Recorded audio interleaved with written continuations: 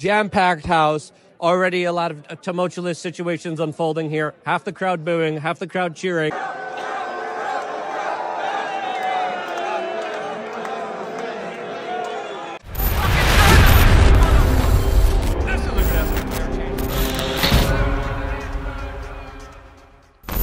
This is Zugradowski here of WeAreChange.org with Mr. Rectenwald, who just addressed the crowd here at the Libertarian National Convention right before Donald J. Trump is about to take the stage here and address the Libertarians. What will happen next?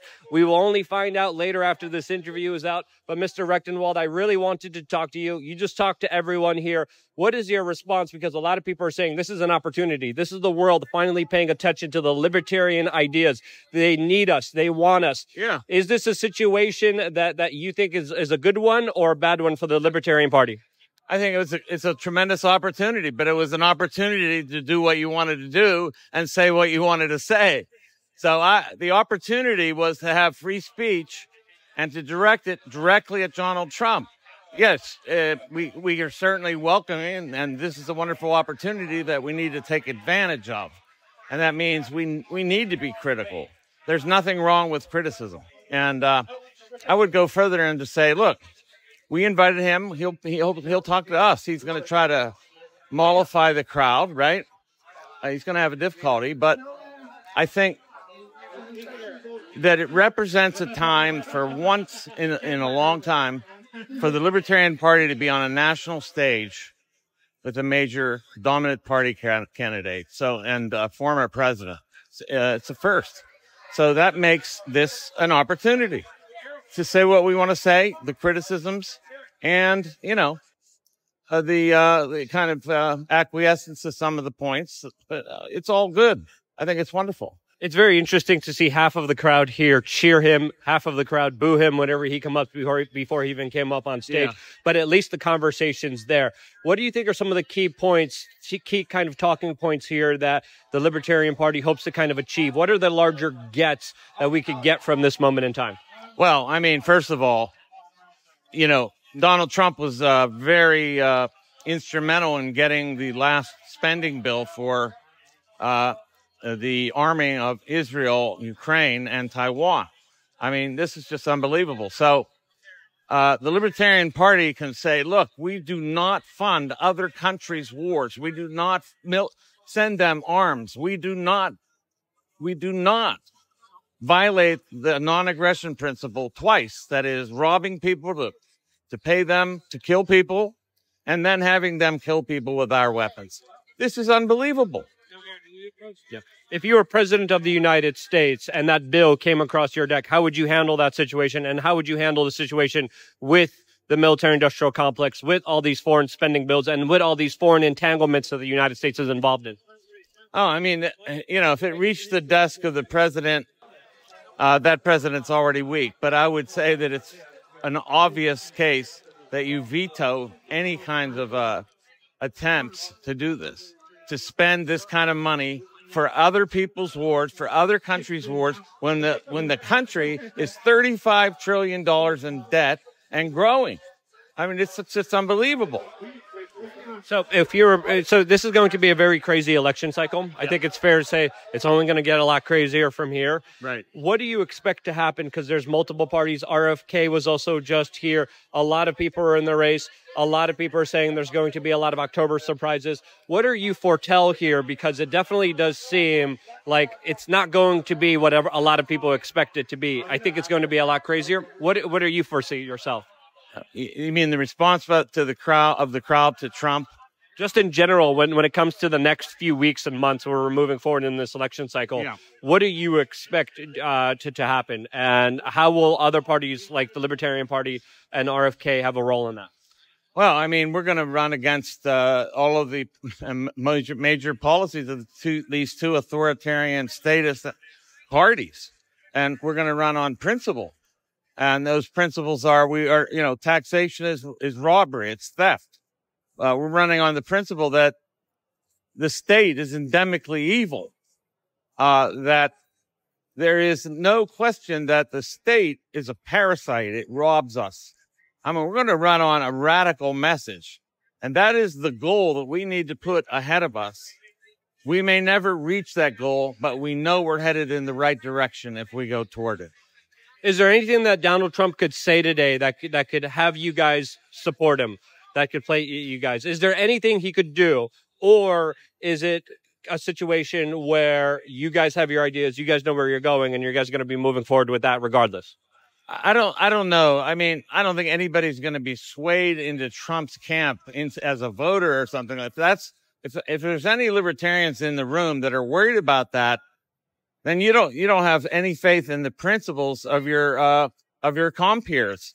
So, no, I don't think there's any danger that Trump sways any of these people at all. So we're not risking any of these delegates. These people are real libertarians. Why would they even think or,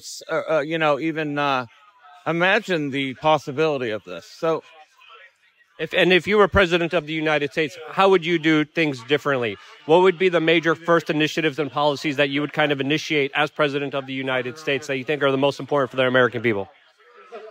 Yeah, I mean, I would first of all end all the military expenditures for all the proxy wars instantly. I would pull home all the public servants stationed in the 850 plus military bases around the world. I would bring all those people back to the American home front. And then, I would abolish every agency that I could get away with abolishing before taking the bullet, like the CIA, the FBI, the NSA, all of the alphabet agencies, all of them abolished. How would you respond to some criticism saying that you guys are taking away votes from like Donald Trump? Is there any way to respond to that type of criticism that a lot of kind of right-wingers would be levying against you? That would be taking votes away from Donald Trump? Is that supposed to be our concern? I mean, really? We're not aiming to save or salvage Donald Trump's political prospects. I mean, that's ridiculous. We are leading a movement. Okay. This is a movement and more than a campaign. This is a movement to wrest power from the federal government and vest it in the people locally. That's what this is about. And this is not going to be contained by even the electoral process at all. Other than just the general election, do you guys have any other kind of objectives or goals or things that you're going to be going after to try to have successful victories with? Yes, our main goal is going to be recruitment, bringing more people into the Libertarian Party, growing the party, getting people to recruiting candidates to run for office as libertarians at the local level, supporting them in their races, growing this party from the ground up, and then making the federal government an imposition that we will not endure and we will not deal with it. We will nullify unconstitutional federal laws and mandates. So this is what we're talking about. And anything else you want to say to the general audience out there? Since, again, this is the kind of key moment in time. You guys have you have a jam-packed house here. Anything else you want to say to the general public out there that now is finally paying attention to the Libertarian Party and considering them in a serious way? This is the time for the Libertarian Party to shine like no other time in history. We stand at a point in which liberty is in view, but it's being eclipsed further and further as we progress. So this is a moment that we must seize, that we must take control of, that we must grasp. And it takes risk and it takes work, but it's our last chance. Mr. Rectenwald, thank you so much for your time. Really, really appreciate it. Anything else you want to say? Where can people find out more information about you? Yes, everything is at wrecktheregime.com. That's RECtheregime.com. And let's do it. It's time to wreck the regime. Awesome, Mr. Rectenwald. Thank you so much. Really appreciated it. Hope you guys appreciated it too. If you did, share this broadcast. As you can see here, jam-packed house. Already a lot of tumultuous situations unfolding here. Half the crowd booing, half the crowd cheering.